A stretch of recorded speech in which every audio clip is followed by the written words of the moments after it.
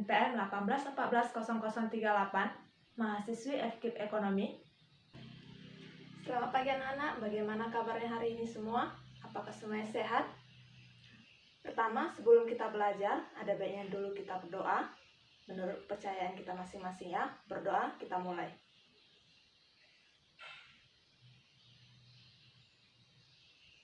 Berdoa selesai. Nah, anak-anak, kita akan melanjutkan pembelajaran kita minggu lalu. Minggu lalu kita sudah belajar mengenai karakteristik perusahaan dagang, yaitu yang pertama, apa itu perusahaan dagang, kegiatan perusahaan dagang, macam-macam transaksi perusahaan dagang, dan kemudian bukti transaksi perusahaan dagang.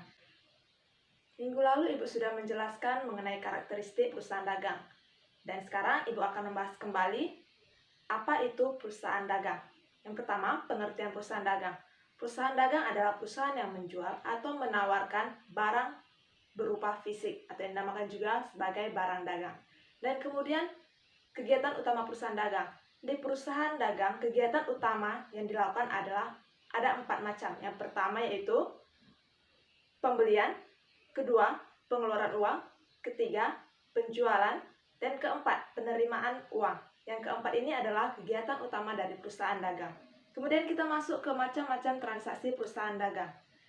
Ada 9 macam-macam transaksi perusahaan dagang. Ibu akan bacakan. Yang pertama, pembelian barang dagang secara kredit. Yang kedua, pembelian barang dagang secara tunai. Ketiga, retur pembelian dan pengurangan harga. Keempat, potongan pembelian. Kelima, beban angkut pembelian. Keenam, penjualan barang dagang secara kredit. Ketujuh, penjualan barang dagang secara tunai. Ke-8, retur penjualan dan pengurangan harga. Ke-9, potongan penjualan. Nah, sekian pembahasan kita dari materi minggu lalu. Hari ini kita akan masuk ke materi kita yang baru, yaitu pencatatan jurnal khusus perusahaan dagang. Kita akan mempelajari bagaimana cara mencatat jurnal khusus. Biasanya kita hanya mempelajari jurnal umum. Nah, di sini kita akan belajar apa bedanya jurnal umum dan jurnal khusus pada perusahaan dagang. Di sini Ibu sudah menggambar sebuah peta konsep supaya kita lebih bisa memahaminya dengan jelas. Kita lihat di sini, pencatatan jurnal dagang atau jurnal khusus perusahaan dagang terdiri dari jurnal umum dan jurnal khusus. Nah, perbedaannya di mana? Jurnal umum berfungsi untuk mencatat semua transaksi selain pembelian, penjualan secara kredit, dan pengeluaran atau penerimaan secara tunai. Nah, yang jadi maksudnya di sini adalah jurnal umum pada perusahaan dagang hanya berfungsi untuk mencatat transaksi-transaksi selain pembelian secara tunai atau kredit dan penjualan secara tunai atau kredit. Maka semua selain dari transaksi tersebut dimasukkan pada jurnal umum. Contohnya seperti retur pembelian atau penjualan dan prive. Kemudian kita masuk pada jurnal khusus. Jurnal khusus pada perusahaan dagang terdiri dari 4 akun yang paling utama. Yang pertama yaitu jurnal pembelian, yaitu mencatat pembelian barang dagang secara kredit. Jika jurnal pembelian, maka kita untuk mencatat pembelian secara kredit. Nah, yang kedua, jurnal penjualan. Jurnal penjualan berfungsi untuk mencatat penjualan secara kredit. Yang ketiga, jurnal pengeluaran kas yang berfungsi untuk mencatat semua pengeluaran melalui kas. Yang terakhir, ada jurnal penerimaan kas yang berfungsi untuk mencatat semua penerimaan uang secara tunai atau kas. Nah, sekarang Ibu akan menjelaskan apa perbedaan pencatatan akun keempat ini. Yang pertama adalah jurnal pembelian. Jurnal pembelian digunakan saat kita membeli barang dagang atau barang yang akan kita jual secara kredit atau tanpa mengeluarkan uang. Kemudian kita masuk ke jurnal penjualan. Jurnal penjualan ini atau akun penjualan berfungsi untuk mencatat semua penjualan yang kita lakukan tetapi tidak menerima pembayaran atas transaksi tersebut. Maka bisa dikatakan penjualan secara kredit. Kemudian yang ketiga ada jurnal pengeluaran kas. Jurnal pengeluaran kas berfungsi untuk mencatat semua pengeluaran melalui kas. Yang keempat ada jurnal penerimaan kas atau yang berfungsi untuk mencatat semua penerimaan uang secara tunai. Maka semua transaksi yang melibatkan penerimaan uang atau kas, kita mencatatkannya dan memasukkannya ke jurnal penerimaan kas. Sekarang kita akan masuk kepada manfaat pencatatan jurnal khusus. Di sini Ibu ada membuat 3 manfaat pencatatan jurnal khusus. Yang pertama yaitu pembagian pekerjaan. Maksudnya di sini adalah mencatat jurnal khusus memudahkan bagi karyawan untuk melakukan pembagian pekerjaan. Misalnya, si A mencatat jurnal pembelian, si B mencatat jurnal penjualan, si C mencatat jurnal penerimaan kas, dan si D mencatat jurnal pengeluaran kas. Maka ini akan memudahkan masing-masing karyawan untuk lebih fokus pada pekerjaannya. Kedua, memudahkan pemindah bukuan. Maksudnya adalah pemindah bukuan atau posting adalah pencatatan angka-angka dalam jurnal ke masing-masing buku besar. Pada jurnal khusus, pemindah bukuan individual tidak ada, melainkan hanya terjadi satu proses pemindah bukuan untuk setiap buku jurnal khusus dalam 1 bulan, yaitu setiap akhir bulan. Yang ketiga ada pengendalian intern menjadi lebih baik. Maksudnya adalah setiap jurnal khusus menjadi tanggung jawab 1 orang petugas sehingga lebih memudahkan pelaksanaan pengendalian terhadap buku tersebut. Kemudian sekali lagi Ibu ulangi, perbedaan antara jurnal umum dan jurnal khusus perusahaan dagang. Anak-anak ingat ya, pada jurnal umum perusahaan dagang hanya mencatat transaksi-transaksi yang jarang terjadi. Seperti contoh yang tadi Ibu bilang adalah retur pembelian atau penjualan dan prive. Kemudian jurnal khusus yaitu mencatat semua jurnal atau akun yang selalu terjadi. Jika jurnal umum adalah pencatatan jurnal yang jarang terjadi atau pencatatan transaksi yang jarang terjadi, maka jurnal khusus berfungsi untuk mencatat transaksi yang sering terjadi di perusahaan dagang. Seperti contohnya tadi adalah penjualan secara kredit maupun tunai, dan kemudian pembelian secara kredit maupun tunai. Selanjutnya kita akan masuk pada contoh soal atau pencatatan jurnal khusus. Nah, di sini Ibu sudah mencatatkan tabel-tabel dari akun-akun jurnal khusus. Yang pertama yaitu jurnal khusus penjualan, jurnal khusus penerimaan kas, jurnal khusus pembelian, dan jurnal khusus pengeluaran kas. Pada jurnal khusus penjualan atau akun jurnal khusus penjualan, tabel-tabel atau kolom yang ada di akun tersebut yaitu yang pertama tanggal, kedua keterangan, ketiga kredit, dan dibagi 2 menjadi piutang dan lain-lain. Yang kedua yaitu jurnal khusus penerimaan kas. Kolom yang ada di akun ini yang pertama yaitu tanggal, keterangan, debit, dan dibagi 2 menjadi kas dan potongan. Kemudian kredit. Kredit dibagi menjadi 3 tabel lagi. Yang pertama yaitu penjualan, piutang, dan lain-lain. Kemudian yang ketiga yaitu jurnal khusus pembelian. Kolom-kolom atau tabel-tabel yang ada pada akun ini yaitu tanggal, keterangan, kredit, dan dibagi menjadi 2 yaitu utang, kolom utang, dan lain-lain. Yang keempat, jurnal khusus pengeluaran kas.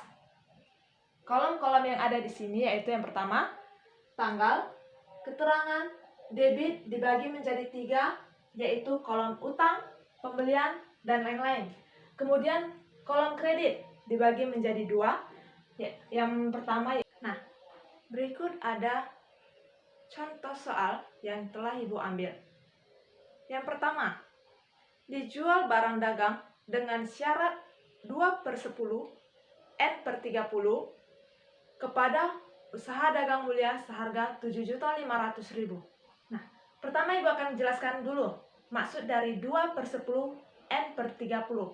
2/10 itu berarti mendapatkan potongan sebanyak 2% jika melakukan pembayaran selama 10 hari setelah transaksi pembelian.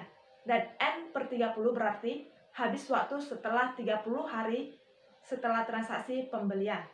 Berarti di sini adalah transaksi penjualan secara kredit. Maka kita masukkan pada akun jurnal khusus pembelian usaha dagang mulia pada tabel piutang sebanyak 7.500.000. Kemudian kita masuk pada tanggal 3 atau transaksi kedua. dibayar sewa di muka ruang kantor untuk masa 2 tahun sebesar 6 juta rupiah. Dibayarkan sewa di muka. Berarti ini adalah transaksi pengeluaran uang secara tunai. Maka kita masukkan pada jurnal khusus akun pengeluaran kas. Uang sewa di muka pada kolom debit di tabel lain-lain. Kenapa dimasuk di tabel lain-lain? Karena sewa di muka atau sewa di muka adalah biaya. Maka jika itu merupakan biaya, kita masukkan pada kolom atau tabel lain-lain. Kemudian di bagian kredit, kita akan masukkannya pada kas sebesar 6 juta yang merupakan pengeluaran kita. Kemudian kita masuk di tanggal 5. Diterima nota debit dari usaha dagang mulia seharga Rp1.500.000. Diterima nota debit berarti kita menerima piutang. Menerima piutang dari usaha dagang. Usaha dagang tadi, usaha dagang mulia ada tadi pada tanggal 1, yaitu pembeliannya seharga Rp7.500.000. Dan di tanggal 5 mereka membayar sebesar Rp1.500.000. Berarti kita masukkan di sini pada jurnal penerimaan kas. Usaha dagang mulia pada debit di kolom kas Rp1.500.000 dan di kolom kredit pada kolom piutang Rp1.500.000. Kemudian Ibu mau menjelaskan sebentar mengenai pada tanggal 1 tadi, kan usaha dagang mulia membeli barang dagangan kita seharga Rp7.500.000 dengan kredit atau piutang. Dan kemudian pada tanggal 5 dan 8 mereka sudah mengangsur. Lalu mengapa mereka tidak mendapatkan potongan yang tadi sudah dibilang dengan syarat 2/10 dan N/30? Alasannya karena 2/10 ini atau potongan 2%/10 ini berhak didapatkan jika mereka melakukan pelunasan secara langsung atau habis dalam 1 kali pembayaran. Maka mereka layak mendapatkan 2/10 atau potongan 2/10. Dan karena mereka hanya mengangsur-ngangsur, maka mereka tidak mendapatkan potongan.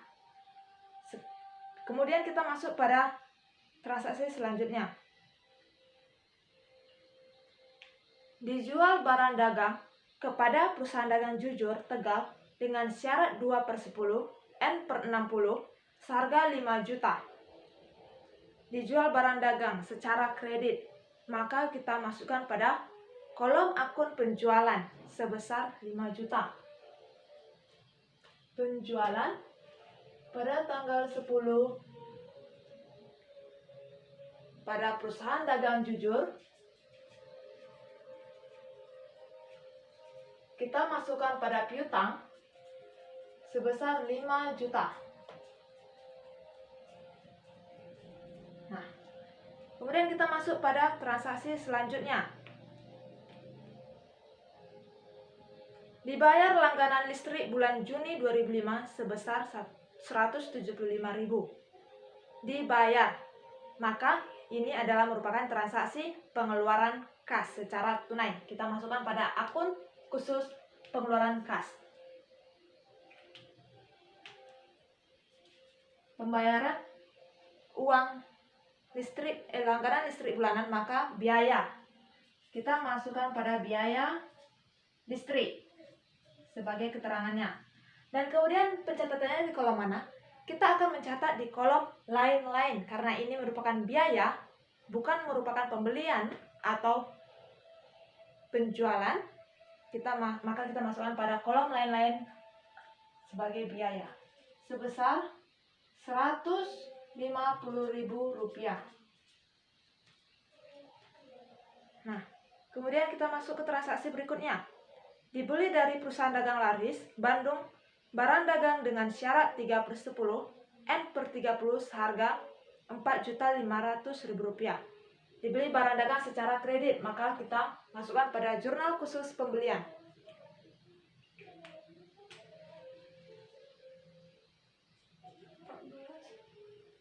Perusahaan dagang laris seharga Rp4.500.000 di tabel utang.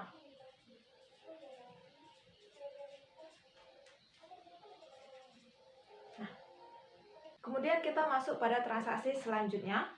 Dibayar ongkos angkut barang kepada perusahaan dagang lancar sebesar 125.000.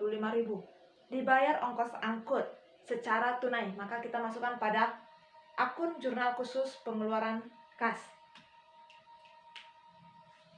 Pada tanggal 18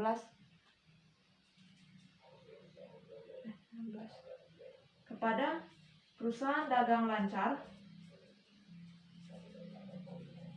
di kolom biaya atau lain-lain, karena ini merupakan ongkos angkut barang sebesar 125.000. Kita lanjut pada transaksi berikutnya. Diterima kiriman uang dari perusahaan dagang jujur untuk pembayaran pembelian pada tertanggal 10 Juli. Nah, tadi tanggal 10 Juli, perusahaan dagang jujur membeli barang kita seharga 5 juta secara kredit dengan syarat 2/10 dan N/60. Dan di tanggal 18 mereka membayar, maka mereka berhak mendapatkan potongan 2%. Sekarang kita hitung 2% dari 5 juta.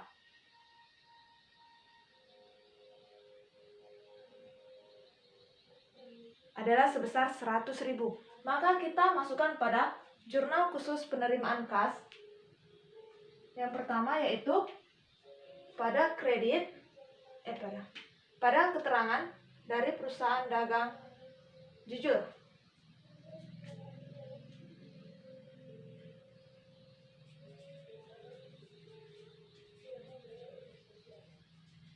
Kita masukkan potongan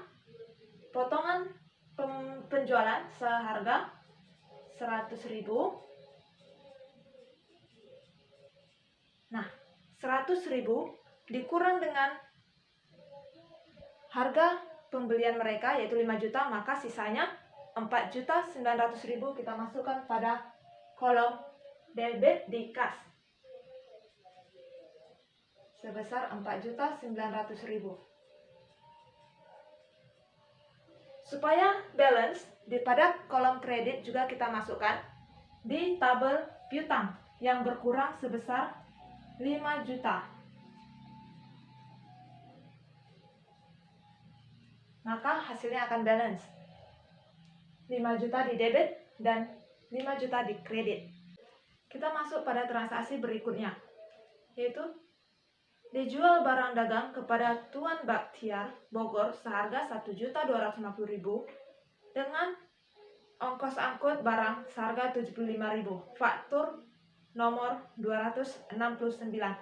Jika dikatakan dengan faktur, maka ini merupakan penjualan secara kredit atau piutang.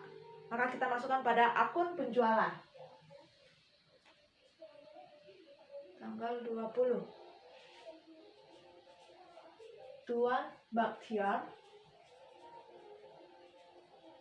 pada tabel piutang sebesar. Nah, tadi pembeliannya seharga 1.250.000. Kita tambah dengan ongkos angkutnya sebesar 75.000.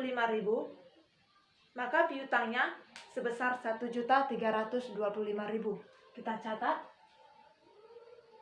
1.325.000.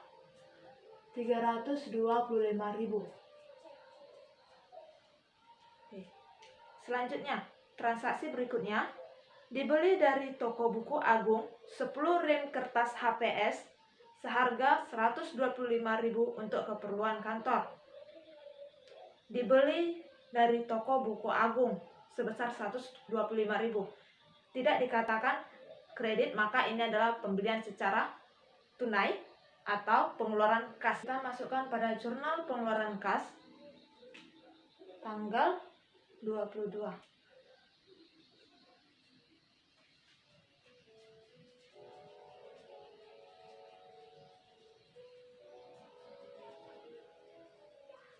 Pada kolom lain-lain seharga Rp125.000. Nah, kemudian kita masuk pada transaksi berikutnya. Dibayar gaji pegawai bulan Juli 2005 seharga Rp650.000. Dibayar gaji, maka ini merupakan pengeluaran kas secara tunai. Kita masukkan pada akun pengeluaran kas. Keterangannya yaitu biaya gaji pada kolom lain-lain seharga Rp650.000. Dan di kasnya juga kita catatkan pada kolom kredit di bagian kas Rp650.000.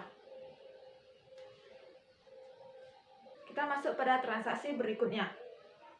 Dilunasi kepada perusahaan dagang laris Bandung untuk pembelian barang dagang tertanggal 14 Juli 2005. Kita lihat kembali pada tanggal 14. Kita membeli barang dagang dari perusahaan dagang laris seharga Rp4.500.000 dengan syarat 3/10 dan N/30.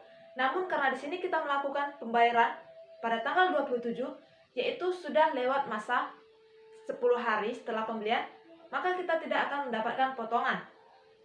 Maka biaya kita keluarkan atau kas yang kita keluarkan tetap, yaitu seharga Rp4.500.000. Kita masukkan pada akun pengeluaran kas.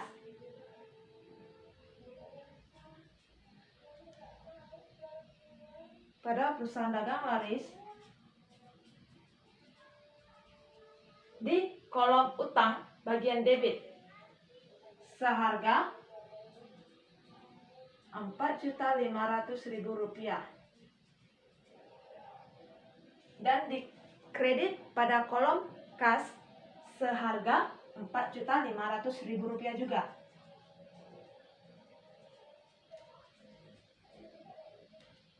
Kemudian kita masuk transaksi berikutnya.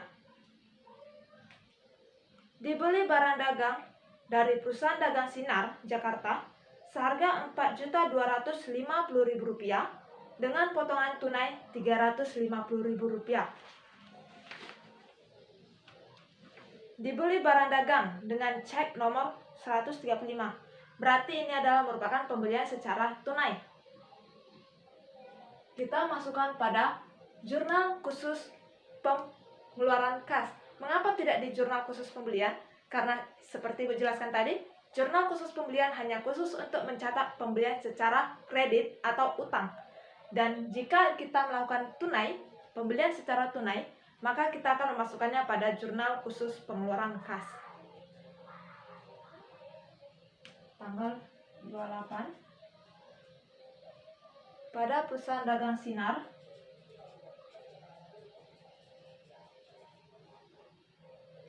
pada kolom debit di bagian pembelian seharga Rp4.250.000.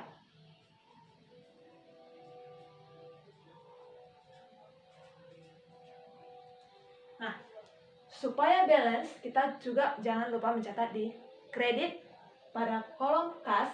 Nah, tadi kan dikatakan bahwa kita mendapatkan potongan seharga Rp350.000 karena pembelian secara tunai. Maka kita kurangi 4.250 dikurang dengan 350, maka kita hanya membayarkan sebesar Rp3.900.000.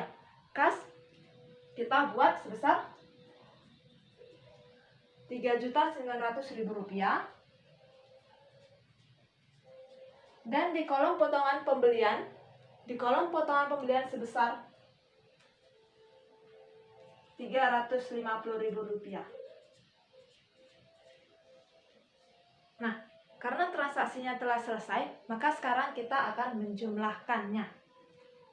Yang pertama akan kita jumlahkan yaitu akun jurnal khusus penjualan. Kita totalkan.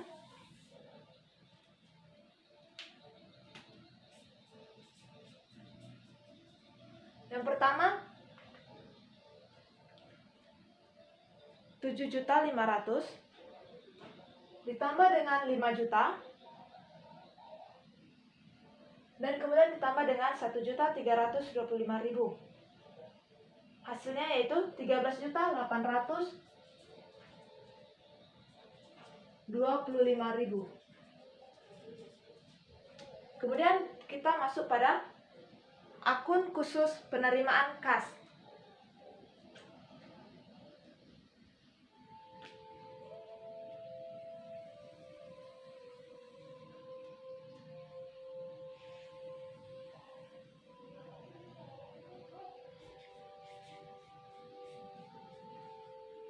Pada kolom debit, kita jumlahkan pertama pada kolom debit. Pertama yaitu Rp1.500.000 ditambah dengan Rp2.500.000 ditambah dengan Rp4.900.000. Totalnya yaitu sebesar Rp8.900.000 pada kolom kas.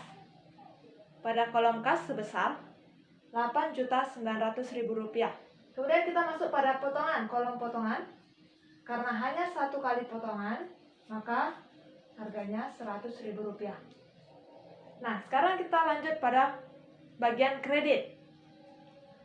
Kredit kita tambahkan di bagian piutang, karena di bagian penjualan dan lain-lain kosong, kita hanya menjumlahkan pada bagian piutang. Pertama Rp1.500.000 ditambah Rp2.500.000 dan ditambah Rp5 juta. Maka hasilnya itu Rp9 juta.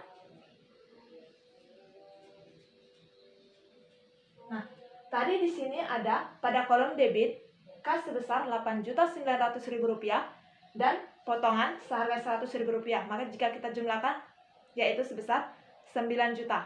Dan di kolom kredit juga sebesar Rp9 juta. Maka kita mendapatkannya balance.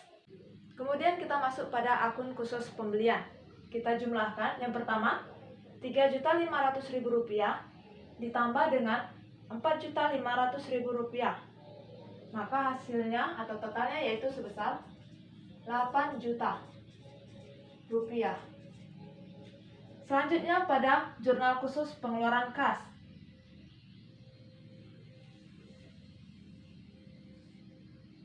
Kita tetapkan di debit pada kolom utang sebesar Rp4.500.000 dan di kolom pembelian seharga Rp4.250.000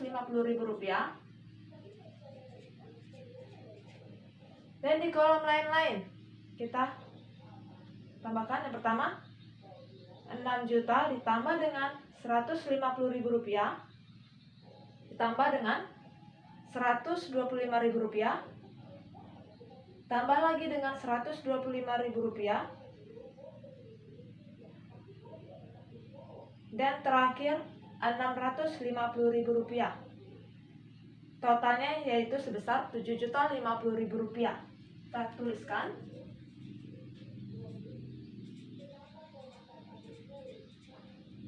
Dan kemudian di kolom kredit pada bagian piutang sebesar Rp350.000.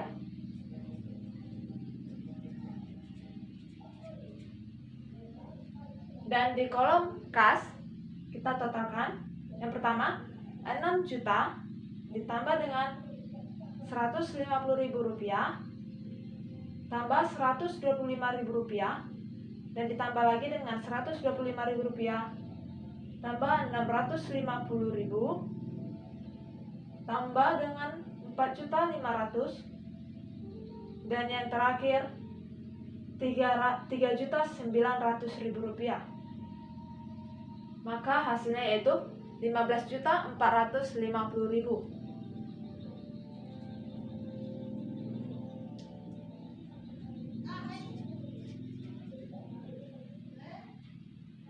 Sekarang kita akan mentotalkan atau coba kita jumlah apakah balance antara debit dan kreditnya.